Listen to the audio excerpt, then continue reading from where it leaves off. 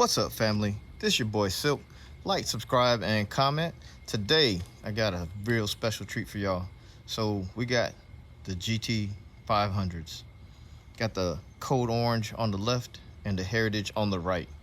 So let's just take a little scan. We'll start with the heritage. Rhythm life on the beat.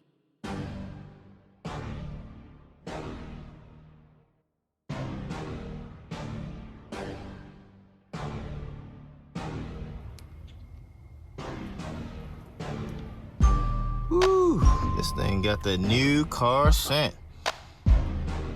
I'm talking about brand new. I need to take my shoes off to get in here.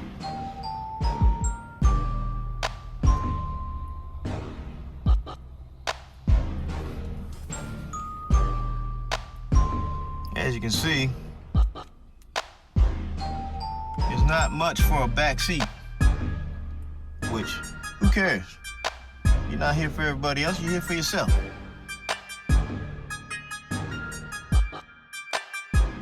Alright, so as you can see, the motors are identical as far as layout, setup, and all that. All built with pride. Alright, so we finna crank this thing up. Let's go, let's go. It's got, see what's this going on here. Got the key fob. Obviously, it's got like some minor adjustments here. I'm a little fella. Y'all know me, little fella. Got all kind of different modes that you can get into. Got little switches here for some modes. So you got the sport mode, track mode. We're not trying to do track mode. Drag strip mode. Slippery when wet. And then normal. So, and you can change your exhaust tone from like normal, sport, track, quiet. Now quiet is quiet. I mean, it's quiet. You could probably almost hear it now. That's quiet. Alright, so the thing I do notice about the GT 500 Code Orange is that it's got a crazy, I believe what he did was he put a matte wrap on the orange to kind of give it that matte look. So that's why it's kind of not on the all the way glossy side, which is kind of dope. I'm gonna just leave it in auto mode and just see how the car shifts on its own. Then we'll probably put it over in manual mode, do the paddle shifting.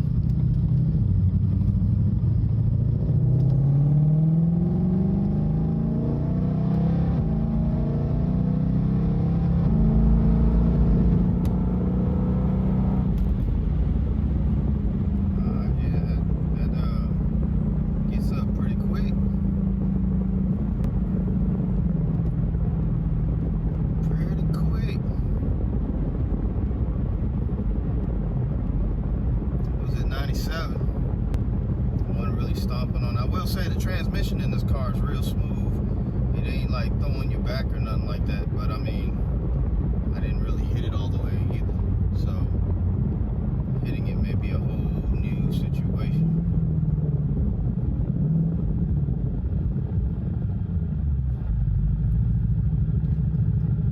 Let's just put it in manual mode and see what's going on. We got a straightaway right here.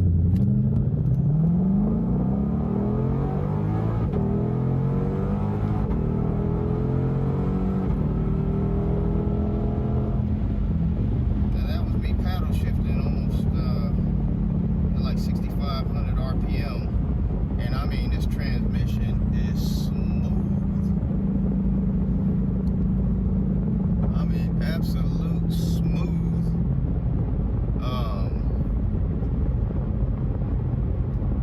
Almost gives you that little, you know, blow off on the exhaust sound, but the thing is smooth. It doesn't throw you back.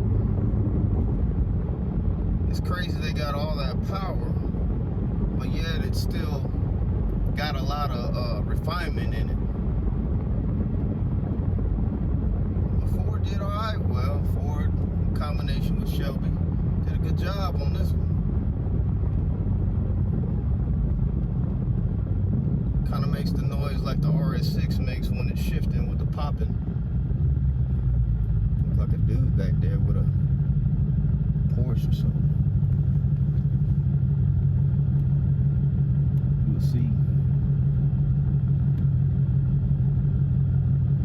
But yeah, shifting and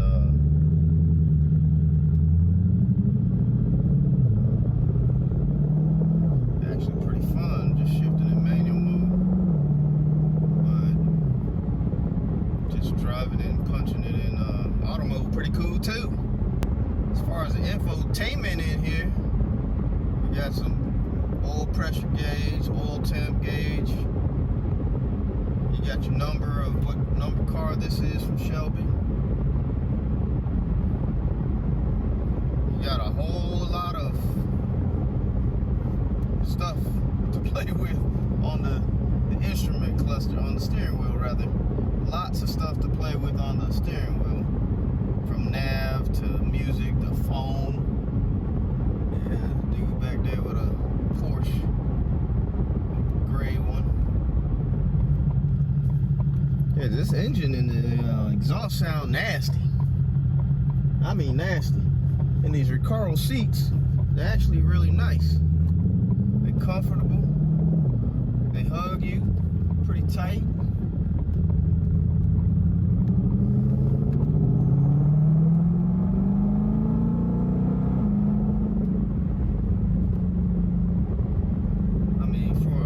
Track car, with a car with a track pack, you can whatever race it. Obviously you want to change the tires if you want to drag it, because these Michelin's ain't gonna cut it. But yeah, this thing ride pretty cool. I can see you riding in this thing. You ain't got a bad engine noise, or you do want the engine noise, you do want to hear it like that.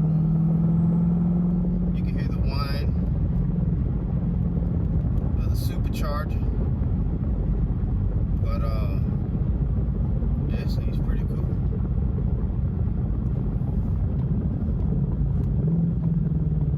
Of course, nothing's sticker anymore, so this thing probably cost a pretty penny. We're gonna turn around right home. Slap this thing back in manual mode. A lot more fun, a lot more fun.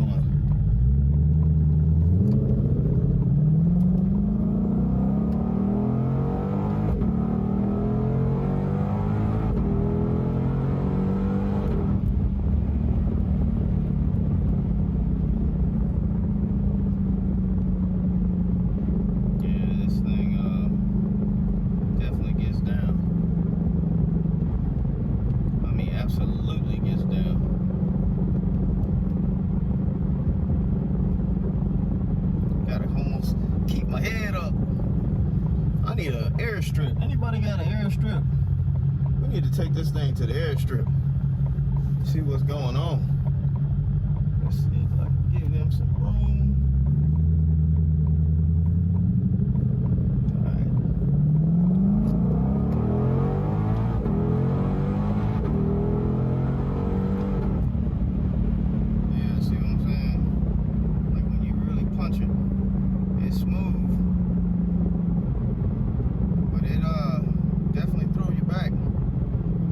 Passenger, you'd be doing a little chicken head.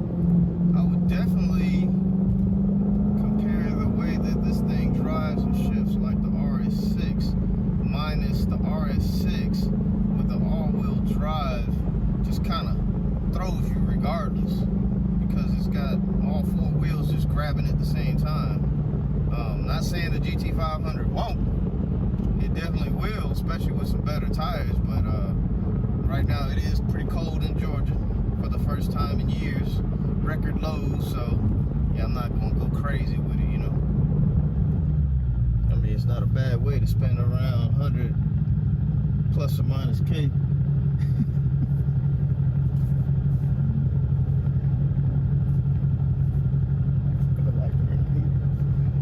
right, so I got a guy over here to the left. He wants me to hit it.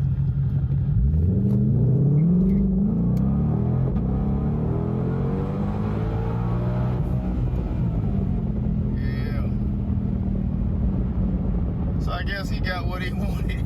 He had his camera out, wanted to see something. And yeah, this thing, if you see my head jerk on this one, I kind of let loose because I knew the tires were a little bit warmer. You could hear it just a little bit. I didn't really smash it because I don't want to do that in this temperature and I don't want to go sideways. But yeah, she respectful. She nice. So overall, I think this car is a really nice car. I think it's worth the money. If I'm paying $100K plus or minus, you know, let's just get rid of the extra tax the dealerships are putting on. But if it was where it's supposed to be, you know, a little over 100, I think it's definitely worth it with the track package and everything on it. I think it's definitely worth it. I mean, for the amount of horsepower you get and what you're getting out of it, what it's capable of doing, this car is actually real dope. So whether you got a Heritage Edition, a Code Orange, or just a standard, you know, GT500, I think you'd be good either way.